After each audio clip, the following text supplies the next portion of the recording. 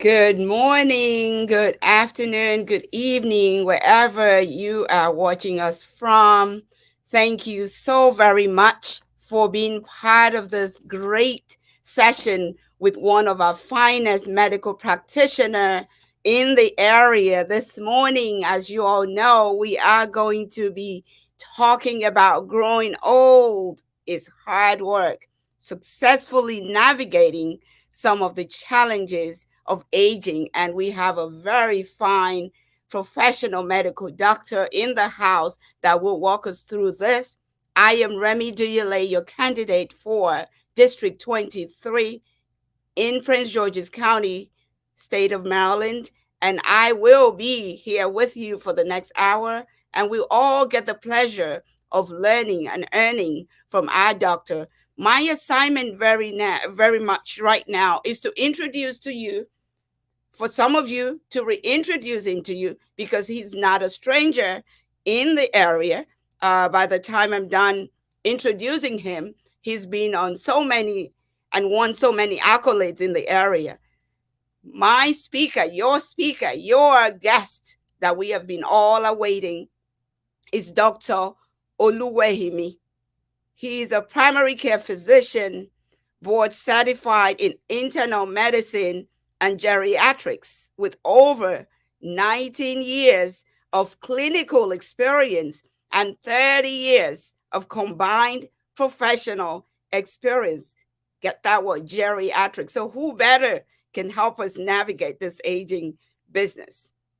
In recognition of his commitment to superior medical care, he has been recognized as a top doctor in internal medicine in the year 2017, 2018, 2019, 3 years in a row in the Washington, D.C. metropolitan area by the one and only prestigious Washingtonian magazine.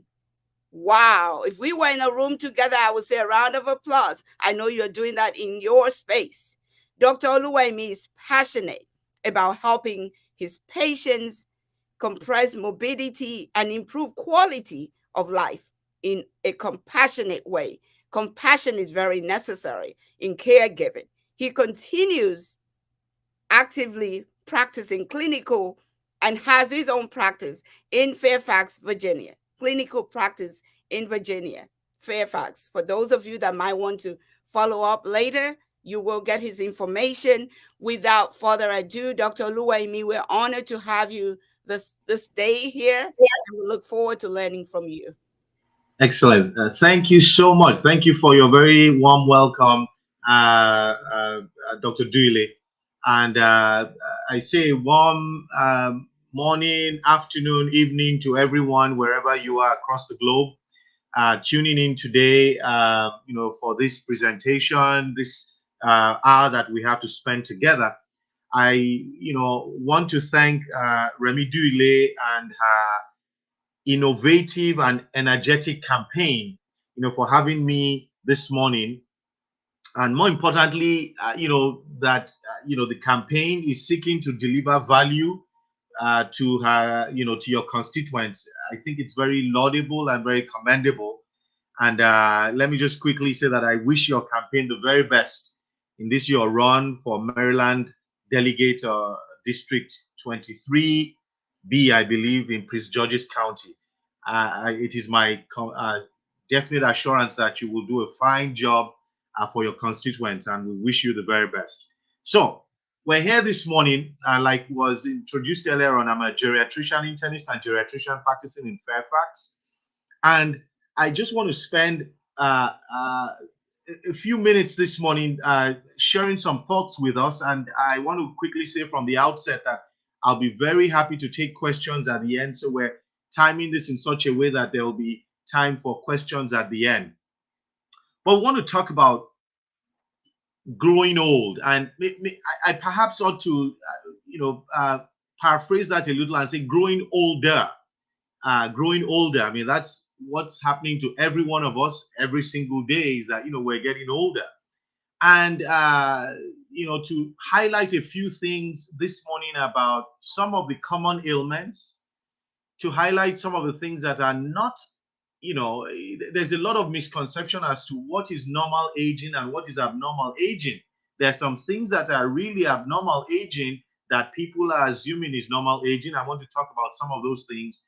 And then I will talk about um, some general principles of getting older, what we call successful aging, and then I will close with just some recommendations, just some general recommendations on the topic. So if I can have the first slide, please. I hope that is showing. I'm not quite able to tell if the slide is showing.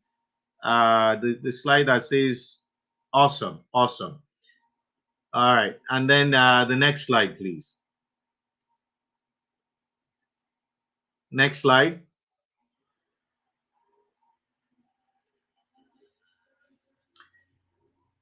The one that says successful aging, some general principles. All right, while we wait for that, I hope it's showing. I can't tell from my end, but I assume it's showing on the main feed. Successful aging, some general principles. Many of us, or some of us, may recognize who Bette Davis was. She was a famous, no, not this one, not this one, the one before this one. Successful aging, some general principles. Bette Davis was, a famous actor. I think she had a good run back in the 20s, famous American actor. And she made a comment that I think endures till today that many still talk about. Says, getting old ain't for sissies.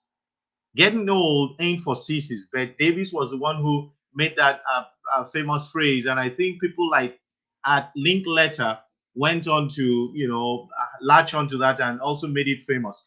But the whole idea behind that comment that Bette Davis had made was that it's tough to navigate getting older. I mean, it's certainly indeed it's hard work. It's hard work because one has got to come to it with the right mindset. Yes, thank you. One has got to come to it with the right mindset. You've got to be tough to navigate aging and getting older successfully. I mean, there's a principle and that idea of what we call successful aging as compared to unsuccessful aging. And some people, without the right platform, without the right understanding, without the right paradigms, setting themselves up at for risk of unsuccessful aging. I mean, aging is a fact of life. Getting older is a fact of life. I oftentimes, when my patients are coming to the office and they see me, they make comments like, "Hey, doc, don't get old." I quickly say, "Oh no, I want to get old." I mean, what's the alternative of not getting old? Is dying early. So we all want to get old. I mean, as long as you don't want to die early, the natural progression of that is that you get old. But you got to get old. We all have to get old, or navigate our older years with the right mindset, and just understanding that there are things that I'm going to have to approach this with the mindset of toughness. I have to come to it with that. It's not just a walk in the park. It's not just yes, there are the golden years, but they're the golden years if you have the right attitude and the right mindset. I think that's the first general principle that I just want to highlight. The second thing is that we have to manage our expectations. We have to have realistic expectations about getting older or getting old. Oftentimes, I again in the clinic, in my practice, my patients say things. I hear things like, "Oh well, I was able to do that 2 years ago. I was able to and they're comparing things, many things, in terms of their health, and say, oh well, but I was able to successfully do that 2 years ago, 6 months ago, that type of thing. Well, the reality is you are not as young as you were even 6 months ago. You're not as, talk less of 5 years ago. So having realistic expectations as to what is going to happen, how will my body change? And I always like to, just help people understand that you have to accept some of those changes and adjust. They say the only thing that is constant is change. The fact that things will change, your body, your health will experience some changes. And what are your expectations concerning that? I think it's so key. Now, there's this principle in geriatrics. Again, I'm an internist and a geriatrician, but one of the key principles in geriatrics, and by the way, geriatrics is the medicine of older adults, just like you have pediatrics for children, internal medicine generally for adults up to a certain age. Geriatrics is the branch of internal medicine that focuses on the ailments of older adults. I often get asked the question, well, when does geriatrics start? For many reasons, particularly in the United States, in our country today, it's the age of 65, the age of 65 for Medicare reasons and all of that. But officially, it's at 65. But we need to realize that from the age of 50 on, the medical ailments or the changes of age start to become much more noticeable, and particular attention needs to be paid from 50 onwards. Don't wait until you are 65 before you start to implement some of those things that will help you to age successfully. But back to my point about this principle in geriatrics of what we call compression of morbidity. In other words, you have to come to aging and some of the challenges of aging with a mindset of not everything is going to be cured. Not every ailment is going to be fixed. Oftentimes, as younger adults or, in your 20s, in your 30s, you have a pneumonia, you get an antibiotic, you're done. You have, you have a urinary tract infection, you get an antibiotic, you're done. Even as you start to move into, thank you, I think this is really set up for me. I can see my slides and I can see my face. So thanks, Chris, on the back end. Anyhow, as I was saying, even for things like hypertension, you get a blood pressure lowering pill, you take it, you see the numbers come down. There are objective ways of telling, oh, you know what, I am better. A lot of times, and this is this principle of compression of morbidity in geriatrics, as part of getting older, not all the ailments will be fixed. A lot of times we talk about compressing the ill effects of the illness, where I am not feeling as bad as I was from this illness. A lot of times that's how you measure, success in geriatrics, to say, you know what, compared to 3 months ago, is the quality of life better? And you will hear a lot of this, and we have to also focus on that in terms of quality of life. What is my quality of life like? It's a key issue. It's a key principle in geriatrics. Let's go to the next slide. Now, I want to highlight and begin to talk about some of the common ailments. Thank you. Some of the common afflictions or ailments that we see in the elderly, and just go through a few things. I have put a few things on the slide there, not because these are in any way, it's not an exhaustive list. But it highlights some of the things, and I try to just do a deep dive, or well, I try to do just a panoramic view of some of the things that I hear when I'm in clinic, when I see my patients, and some of the things that people are coming often with, and we'll try and tease some of this out into some detail. Osteoarthritis. Osteoarthritis is I'm not quite sure where to start. There's so much to say on this, but I will just again talk about what I think are the highlights. Osteoarthritis is not rheumatoid arthritis. There are different kinds of arthritis, but the most common type of arthritis you would run into, the joint. What is arthritis? It just refers to inflammation in the joints. And the common type, the most, the one that's the commonest that most older adults will run into is the wear and tear. Osteoarthritis just refers to wear and tear in the joints. What are those common joints? The knee joints, the hip joints, the shoulder joints will experience wear and tear because the cartilage that's in between the joints, in any joint that has two bones coming together like that, you have a buffer. It's called the cartilage. The cartilage tends to wear out over time, especially for those of us who in our younger days played sports or did major activities, lifted heavy equipment or that type of thing. You can expect that wear and tear to happen as you start to get into your as we start to get into our 50s 60s, you start to become more aware. And how does it show up? It shows up as pain, sometimes swelling, and it's those are the common symptoms of osteoarthritis. I wanted to make a comment about there's no cure for osteoarthritis. There's no real medicine that you can take. We focus on pain management and limiting the impact that it has on your life. Yes, joint replacement, orthopedics, the surgeons will tell, oftentimes you go in and joint replacement is the final answer to a joint that is disruptive to your life.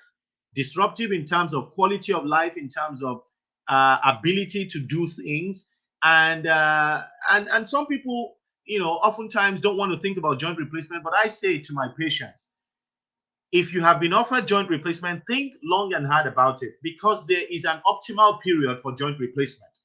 There's an optimal period. You don't want to do it too early. You don't want to do it too late.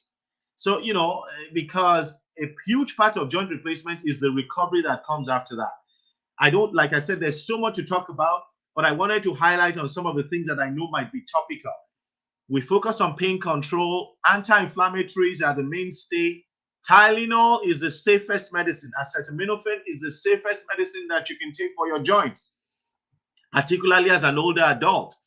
Yes, ibuprofen works, Aleve and naproxen and all of those things, they work. Yes, they are effective, but we want to make sure that those are taken in moderation, because in the older adult, those can impact the GI system. They can cause bleeding. If you take them too much, they can irritate the stomach and they can impact the kidneys. Now, I'm not saying you never take them, but I'm saying if we're looking on a scale of safety, Tylenol would be first, then Aleve would be next, and then as you go along, there are prescription medicines and all of that. Let's move on in the interest of time. Tinnitus. What is tinnitus? Tinnitus just refers to ringing or buzzing in the ears.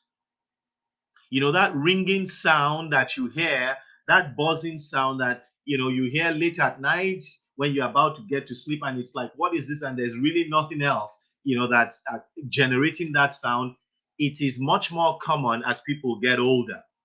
It's sometimes, and there are so many causes, including medications. Also, sometimes, a lot of times, it's just wear and tear from the bones in the middle ear, because believe it or not, there are bones in the middle ear, and just the same way that they've got to align properly, as people get older, sometimes there's a misalignment, and for many other reasons, it starts to fire when there's no sound, and it generates what's called tinnitus, that ringing sound that you hear that can be so disruptive. It may be an early sign of hearing loss, and that's why it's important to bring that to the attention of your primary care doctor, to your physician, when you start to experience tinnitus, especially if it's combined with hearing loss. We need to realize and be aware that there is no real medical cure for tinnitus. I mean, it's not like I often say, it's not like diabetes where I could say, okay, here is a medication to take for it. There are some things that have been tried, but nothing has truly panned out in well done studies. The hallmark standardized types of scientific studies that we rely on as evidence of efficacy. Nothing has really panned out. But to be aware of it, especially if it's coexisting with other types of ailments like hearing loss, please bring it up to the attention of your primary care doctor. because you may have to be seen by a specialist like an ENT specialist, to further evaluate. Sometimes some people will benefit from using a hearing aid, to overcome the tinnitus and also help the hearing loss. So I wanted to bring that up. Third, I want to talk about hypertension. Hypertension, and again, I'm being mindful of, just to be mindful of my time. Hypertension, what is hypertension? High blood pressure. High blood pressure is a common ailment. A common ailment as people start to, get older. It comes partly, if I can just explain it, in very general terms, from the fact that our blood vessels, as they get older, as we get older, start to lose some of the elasticity, start to lose some of the flexibility, and that's what we call. Oh, thank you. That's what we call, colloquially, people refer to well, in a sense, hardening of the arteries. Well, that predisposes to high blood pressure. What is a good blood pressure? As we get older, generally, now hear me now, I'm giving us a general guideline.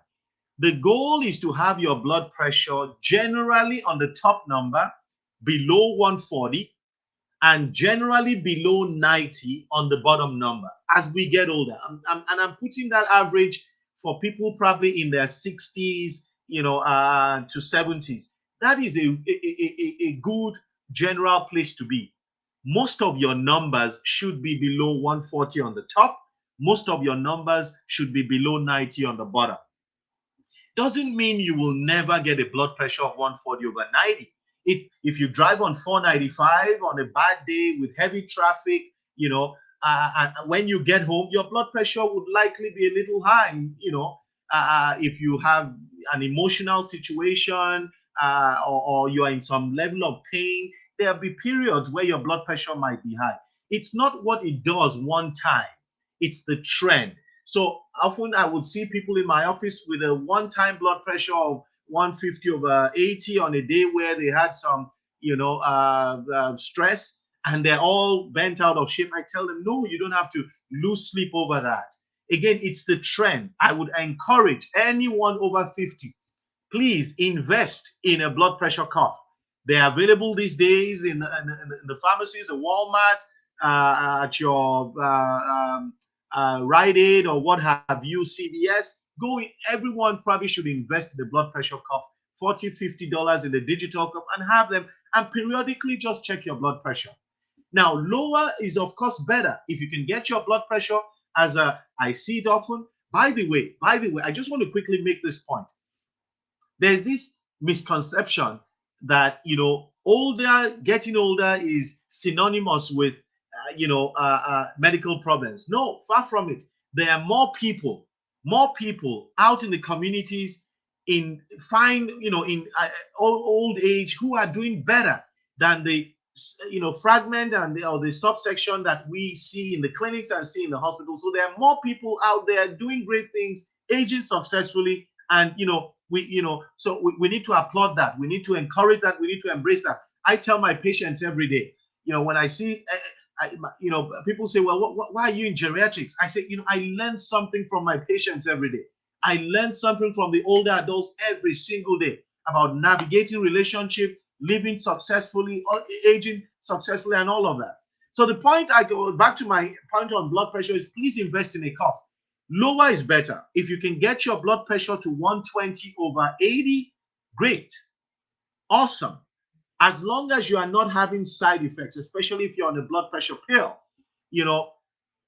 People are sometimes shooting. I have a lot of my patients trying to shoot for 110 over 60, and I tell them, no, don't, especially if you're feeling dizzy and feeling tired and fatigued. If your blood pressure is too low, it can be a source of fatigue and loss of energy. Let's move on. We still have a little bit of ground to cover. Okay. All right. I just got some release for a little more time, so I'll keep moving through these slides. Cataracts and glaucoma. Cataracts and glaucoma. And by the way, please, if you have questions, just throw them in. We'll try and address them at the end of the presentation. Cataracts and glaucoma. It's a major cause of visual impairment. Once you start to get that haziness, that cloudy type of vision. Cataracts are very, very common as people get older for many reasons. Some people are more prone to them than others. Some people have, cataracts earlier in life than others. But anytime from 55 onwards, it's a concern, especially if you have diabetes.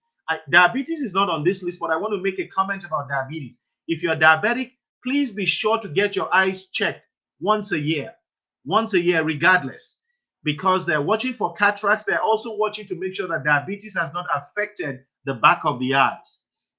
And so cataracts, and they're easy to fix. I remember when I was a medical student, cataracts used to be this very big deal in terms of surgery. I mean, it was a whole production.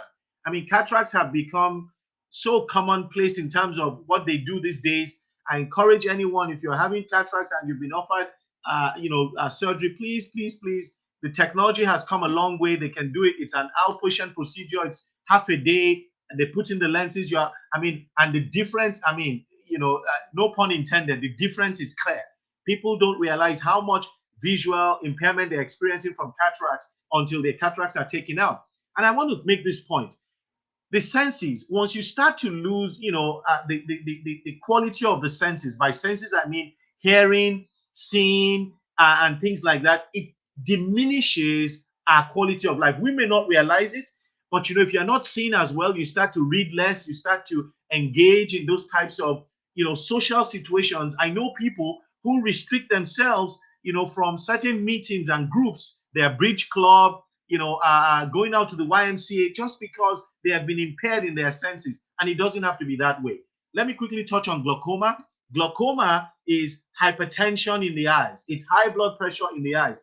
Can be devastating if not addressed early. So please address, again, how do you get that? Just regular eye exams, to make sure they will check the pressure in the eyes. If you start to have blurry vision, things like that, there may be signs that, you are dealing with high blood pressure in the eyes. Let me also touch on something that's not on the slide, macular degeneration. Macular degeneration is the most common cause of irreversible blindness in older adults, especially in the developed world. It's in a sense, a terminal condition of the back of the eyes, and it's age related as well. The good news is in 2022, there's a lot of treatment out there that can preserve vision for much longer, than we otherwise had, 10, 15 years ago. So let's keep that in mind. Let me move quickly to sleep apnea. Sleep apnea is not synonymous with snoring. Snoring is a part of sleep apnea, but not all snoring is sleep apnea. Let me just put it that way. Sleep apnea is snoring that's significant enough to cut off breathing periodically, when one is sleeping. So periodically you'll have these episodes where you actually are not breathing. And again, as people get older, as we get, at those times of life when we have, challenges with losing weight and things like that, sleep apnea becomes more common, as we get older. A spouse is often the best one to be able to pick up sleep apnea. So if your spouse is concerned about your snoring, please be sure to check it out. Sleep apnea does not kill people. It's not like a cancer. It doesn't kill people, but it can lead to a lot of illness that you otherwise would have, avoided. Sleep apnea can cause hypertension. Sleep apnea can strokes. Sleep apnea can cause increased risk of diabetes. So you have a high interest in making sure that your sleep apnea is treated. Oftentimes, I have people tell me, they don't want to talk about sleep apnea because, hey, doc, I don't want to use that machine. Well, that you don't want to use a machine doesn't mean you don't have sleep apnea. That's the discussion I have with them. And so let's at least define what's going on, and then we can negotiate what the treatment options are. But keep that in mind, sleep apnea. I want to also talk about insomnia or trouble sleeping, a very common ailment for older adults. Older adults generally take longer to fall asleep. It's just the rule of, again, it's just what we see.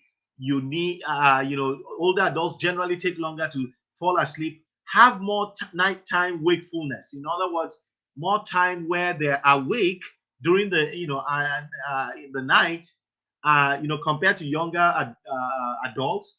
And then they also have more episodes of daytime napping, taking naps during the day. Now, a few comments about insomnia. Um, Generally, as we get older, you will find out, especially as you get into the 70s and 80s, you don't need as many hours of sleep. One, your work schedule has probably decreased. Two, you probably may have opportunity to nap during the day. And so don't be surprised that you are not sleeping as many hours during the night. Don't try to force it. Don't try and insist. I have sometimes my 70, 80-year-olds coming into your office. And by the way, I have 90-year-olds. I have a lot of 90-year-olds. I am quite delighted when I think about my spectrum of older adults. My oldest patient right now, I think, is probably maybe 100 or 101. But my oldest so far in my practice, she's passed on now, was 104. In this in I'm trying to think, she was in this community or when I was in practicing in Illinois. But the point I wanted to make from that is that there are different ages and stages. But back to my point about sleeping, don't insist on 8 hours in your 80s. If you can get 8 hours, fine. If all you get is 6 hours, the key thing is when I'm waking up, do I feel refreshed? If you feel refreshed, it's time to get up. Get up and do something. That's part of sleep hygiene, what we call sleep hygiene. Get up and do get your day going. If you're up at 5 and you feel energetic, get up and get your day going. Fill up those hours with whatever works for you. And so keep that in mind. As much as possible, we want to decrease our use of sleep aids. When you need them, you need them. But as much as possible, we want to decrease our use of sleep aids. Incontinence, urinary incontinence, a topic not very well liked to be talked about, but it's real. And it's afflicting a lot of our community dwelling women. Not like men don't have incontinence, but it's much more a problem of our community dwelling women. Up to a third of community dwelling women are experiencing incontinence, and it doesn't have to be so. It's not a subject people bring up with their primary care doctors. I encourage you, I urge you, bring it up to your primary care doctor. And if your primary care doctor does not have a lot of experience with it, they will refer you to people that do. It doesn't have to be that way because there are medications that can help. There are strategies that can help. Again, back to that point of quality of life. I know many of my patients, many of my, especially the women who have limited their social activities just because of, the problem of incontinence. They have to know every bathroom between here and the mall. They have to plot their way, and a lot of times they don't engage because of the worry about, well, am I going to mess my clothes up? Coupled with that, a lot of people are on diuretics, certain medications, water pills for blood pressure, and it becomes a very testy situation. It doesn't have to be that way. It's a very common situation as people get older, especially women who have had childbirth, vaginal childbirth. It's something to be talked about, something to be investigated, and there are treatment options that are available, medications that can help, and there are physical therapies that you can go for. There's one new aspect of physical therapy now that's called pelvic therapy, and you can do it with something called biofeedback to help you identify muscles, the Kegels exercises. There's so much to talk about, but keep it in mind. I want to make quick mention about dementia here, and I will talk about it more on the next slide, but let me quickly say about dementia here. Yes, as people get older, the risk of dementia is real. The risk of dementia is real because it's an aging brain. An aging brain is at risk of dementia. Dementia is not just memory loss. Dementia is memory loss that's enough to affect daily function. That's what, so like I said, I won't take too much time on that. I'll come to it and expand a little more on the next slide because I have some other comments there. But dementia is common as people get older. If people live long enough, there are some people in the scientific world who say that if people live long enough, I don't necessarily subscribe to that school of thought, but that if people live long enough, they will all get, dementia. I don't subscribe to that school of thought, but it's just to highlight the fact that the changes happening in an aging brain are very prone to dementia. It's a very big topic now. I'll say more when I get to the next slide. Cancer. We all pray not to get cancer, and and we do all we can to avoid it, and we control the variables that we can. But the reality is that it still afflicts people, and especially I'm highlighting some of the ones that are much more common as people get older. I want to talk about prostate cancer in men. Again, this is a disease of aging because the prostate over time starts to, experience some changes that can make, people prone to cancer. Um, uh, I all I want to say there is at least to be aware of it, to get tested in the right time. There is a time after which testing for prostate cancer becomes more problematic than helpful. So over the age of 70, anyone who has survived to 70, 75, I'm talking about men now, without prostate cancer is most times not of further value to continue to look for it. And I hope I'm being very deliberate with my comments there. After 75, for instance, it's no longer of high value to continue to look for prostate cancer. In men over the age of 75, they will likely survive any prostate cancer that even develops at that time. But there's a key period of life between 50 and 70, I would say, where we should be intentional about it. At your physicals, make sure you talk about it and explore what is the best way to screen for that with your primary care doctor. Let us go to the next slide. I want to talk about some things that are not normal aging. Things that are not normal aging. And here we come across dementia again. And I like I said, I wanted to spend more time here talking about things that are not normal aging. Dementia is not normal aging. Let's not chalk it up to, oh, he's just, it's not a senior moment. Like I said earlier on, dementia is memory loss that's impacting quality of life, that's impacting daily function. I often say, I tell my patients, it's one thing to drive to the mall or drive to the cinema house or drive to the theater or drive to wherever you drive to and forget where you parked your car and say, oh, was I in the second zone or the third zone? That happens. It's one thing to drive to the mall and forget where you've parked. It's another thing to drive to the mall and forget what car you drove to the mall. Okay? I hope we can see the distinction. To not, and when you start to see those types of memory loss where, you have people, where grandma is telling off-color jokes to the grandchildren, where grandma, who used to be impeccable in her appearance and her personal hygiene, starts to slip in that area, starts to be very, nonchalant about things like that. Something is not right, especially if that's coupled with short-term memory loss. We have to, be intentional about it, because with dementia, the earlier you make a diagnosis, the earlier you make an intervention, the better, for you, the better in terms of, being able to alter or at least mitigate the problems associated with the inevitable decline that comes with dementia. So I want us to know that. And a lot of the times, the person that has dementia, oftentimes they're oblivious. They're completely oblivious of what's going on.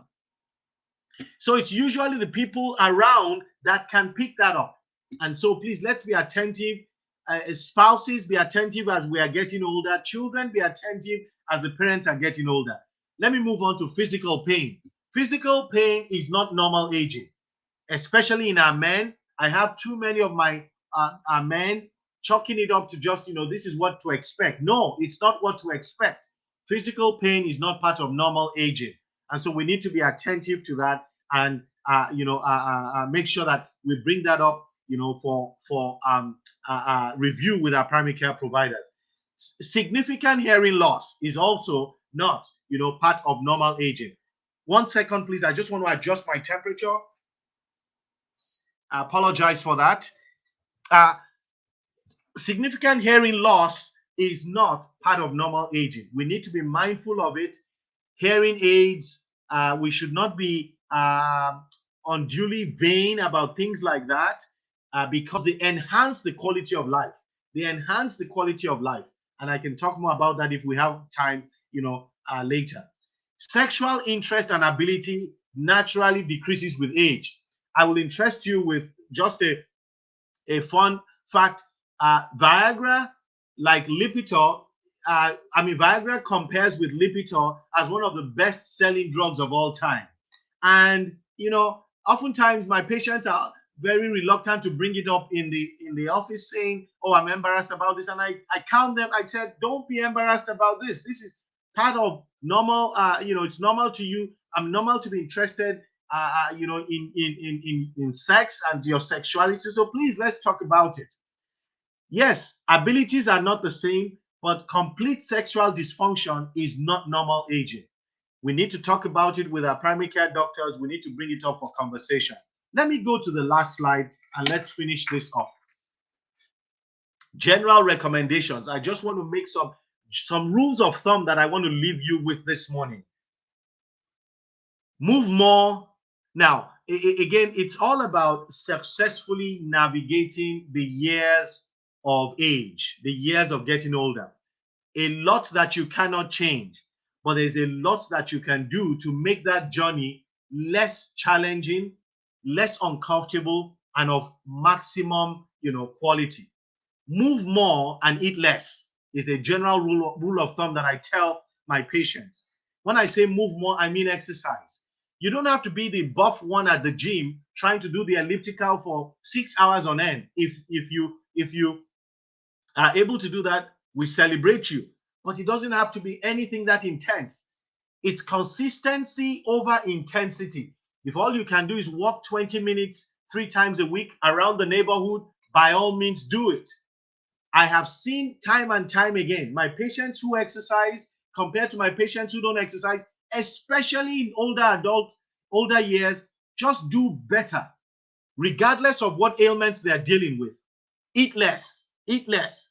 Change your relationship with food.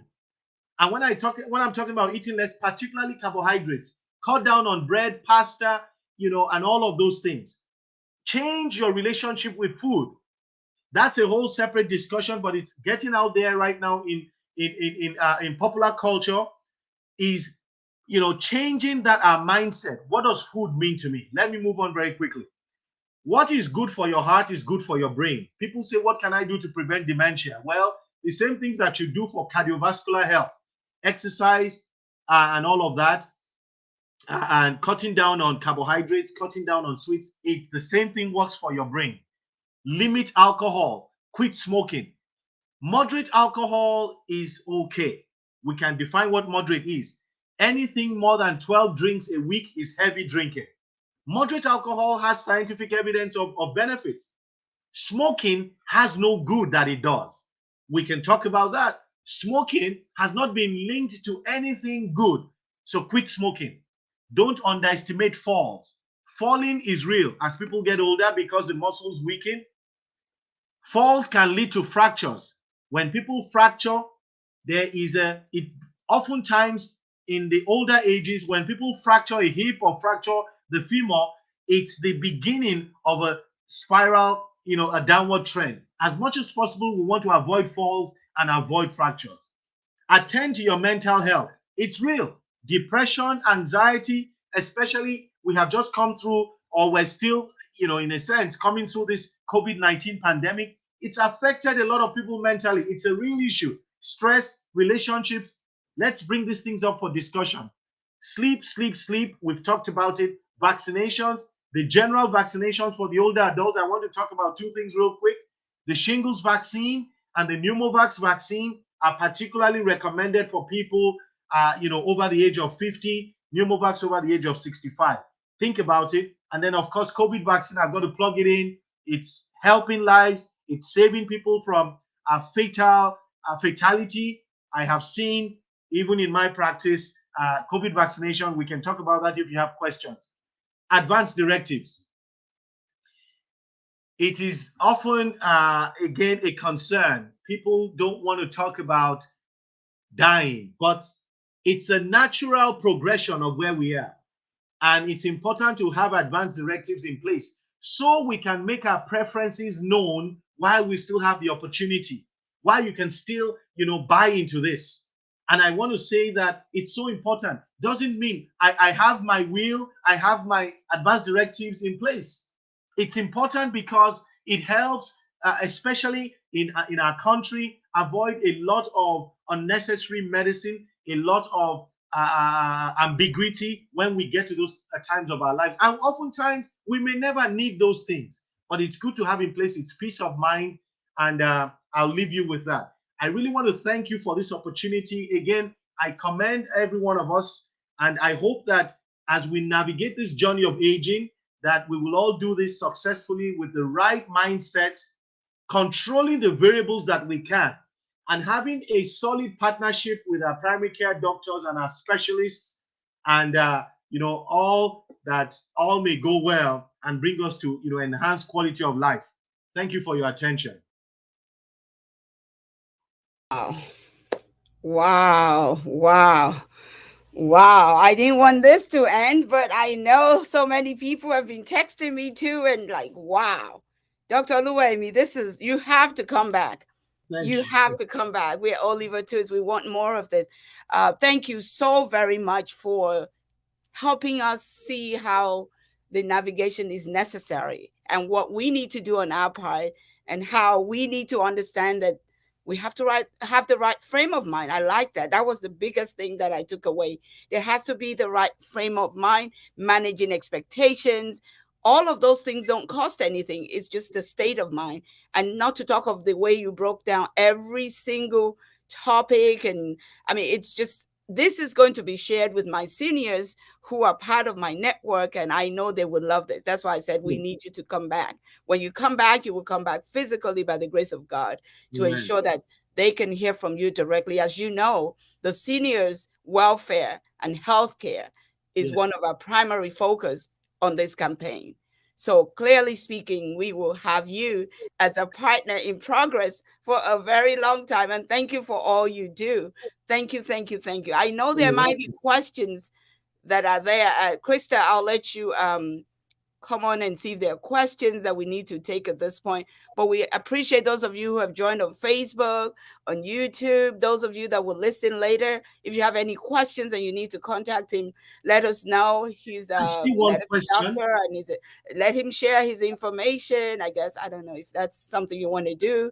I'll quickly say that. And I see one question that I'll quickly, I see. Okay, please go ahead and do that. Yeah, I'm part of, I'm with Innova Healthcare System in Fairfax, Virginia. If you want to check in with me, or if you want to just, if you're able to come here, or if you need a referral, I'm happy to. Again, I have a fairly busy practice, so I cannot always promise that I will curbside consult, but I'm happy to help navigate, my office number, I'll say real quick, is 703-573-9800. 703-573-9800. I see one question here. Mrs. Odumiwa Yegusi says, I was diagnosed. I'm sorry, I shouldn't have. No, go ahead and you can answer. You can go ahead and read the question and answer it. Someone is asking about sleep apnea, and they were given a machine at night, and I hear this comment, I hate it. And I understand. It takes a lot of getting used to. So she says using a mouth guard, but she still snores. What are your recommendations? I hear you. I understand using the mouth guard, but let me put it this way. If I would suggest, what are my recommendations? Go back and be tested to be sure that the mouth guard is indeed reducing the sleep apnea to the level that it needs to be reduced to. If, these days, the sleep apnea machines, the CPAP machines have come a long way. They are not as disruptive as they used to be. A lot of people don't have to use the face mask now. There's what we call the nasal cannula. So I would recommend that you go back to the sleep lab and be tested again, for one, to see if there is a sleep mask that you can tolerate. And if that is still the case, the mouth guard, to be sure that using the mouth guard actually reduces your sleep apnea to the level that you need. There's no need using a mouth guard if it's not reducing the sleep apnea to the level that you need. Very quickly, I'll plug in some other thoughts. Learn to sleep on your side, lose weight, reduce alcohol at night, and things like just the general recommendations. But even having done all of that, sometimes it does not reduce the sleep apnea to the level. There's a critical level, because if you're still having so many apneic episodes at night, it's not helping you. And the thing that needs to help you, and by the way, let me quickly say this. A lot of people who hated the CPAP machine, when it's a steep learning curve, there's no doubt it takes a bit of getting used to. But when they eventually persisted with it, the quality of sleep that they had, they couldn't, the difference was night and day. It was just like, wow. They can't wake up feeling refreshed. They wake up feeling better. They think better. They have more energy. The value cannot be quantified. So I hear you. I empathize. I validate your your challenges with the CPAP, but I'm saying don't give up on it. Work with your primary care doctor to make sure that you are doing something that's effective. Don't just do something for the sake of doing something. I hope that answers that question. Chris, you're on mute. We can't hear you. Thank you. Thank you. Yes. Thank you so much, Doctor. And I hope that your questions were answered. Everyone who was joining us today, I want to first and foremost thank you for joining us and being here today for this series. Our candidate, Remy Duyele, has been very committed to making sure that we are educated. In healthcare is definitely a big issue on her platform. So again, make sure that you are visiting www.remyduyele.com. You can see it right there on the screen. It's also in the chat on all the platforms that we are streaming this lovely presentation on. You can go back and share this later with your friends and family. I have older parents, so Doctor was very encouraging to not only for the elderly, our seniors in the community, but for also the children who are going to be raising these older parents and who are coming into this next generation, for us to know that information. So thank you so much. It's not just for it, this is for the whole community. So again, thank you, Dr. Remy Duyele, candidate, for being aware to know that this is information that needs to come into our community. So again, don't forget, we are here to support our candidate. Make sure that you go and donate. We are still raising money. We need to get to the finish line. So make sure that you go and visit the website secure.actblue.com/donate/Remy Duyele, so that you can join the campaign financially to continue to bring programs such as this, and to continue to do efforts to get the word out in the community. All right. If you want to support Remy Duyele, let everybody know that you are Team Remy. Make sure you order your signs. The URL is right there. It's also in the chat. You can get your sign. You can put it up in your window. Let everybody know that you support Remy Duyele for Delegate District 23. And let's be clear, it is 23. We know about redistricting, and there was some merging. So it is not 23B, it is 23, just for clarification. And lastly, if you would like to volunteer, because we need all hands on deck, as our great leader says, make sure that you go and sign up to volunteer for the campaign. We have people who are waivers. We have phone bankers. We have people who just get the good word out about all that is happening. And I just want to say I'm so proud. And I'm thankful that we have a candidate such as Remy Dule, who is willing to stand for us and willing to fight for us. So make sure that you go and look into the chat. Again, you can find all the information on voteremydule.com. Thank you so much for this information. There are so many events going on. Make sure you check it out. I mean, I can't keep up, but we have Women's History coming up. We have our candidate's birthday coming up. It's so many things coming up. So I want us to get excited. I need you to understand. We need to get excited because our candidate is doing some great things. And I want to, again, congratulate you, Dr. Remy Dule, for this wonderful platform. I want to thank you, Doctor, for sharing the great information with us. I found it very useful as my parents are in their 70s. And I know, that move more, eat less. I'm going to put it, I'm definitely going to do that. I'm going to put it on a shirt and give it to my parents so they can live by that. Thank you so much. And I definitely look forward to partnering with you to get some information out. So our fans out here said the question was answered. Thank you so much. God bless you, Dr. Dule. And we are rooting for you. All right. So I'm going to bring up one last time our candidate, Remy Dule. Let's give her a round of applause. Thank you so very much. Krista, you are amazing. I appreciate you, sister. This has been a great movement. And Dr. Oluwayemi, you have been amazing this morning, this afternoon, this evening, wherever you are. This is a thought-provoking educational moment for me personally, and for someone who also have networks of various people, especially the seniors or the up-and-coming, like Krista said. When you can navigate, aging is part of life. There's nowhere to hide, like Dr. Oluwayemi says. There's always part of the process. So learning how we can make it work and gracefully embrace it.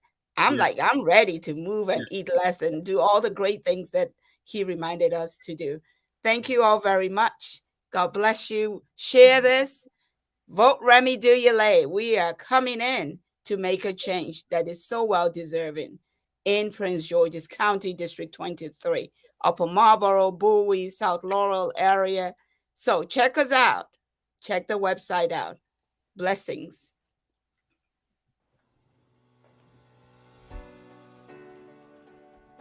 Hello, my name is Remy Dule, your candidate for District 23B in the great state of Maryland. I have been in the community engaging and listening to what is important to you, and you have spoken loud and clear. I know that you're concerned about the issues that matter to you and your family, just like I am.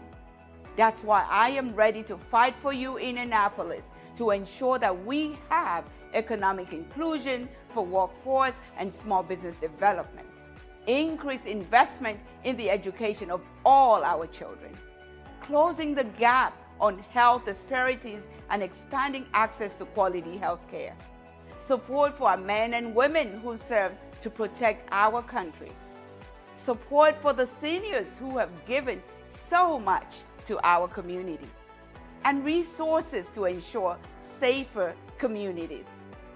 Why vote for Remy? Because I have a proven track record of positive leadership and results with impact.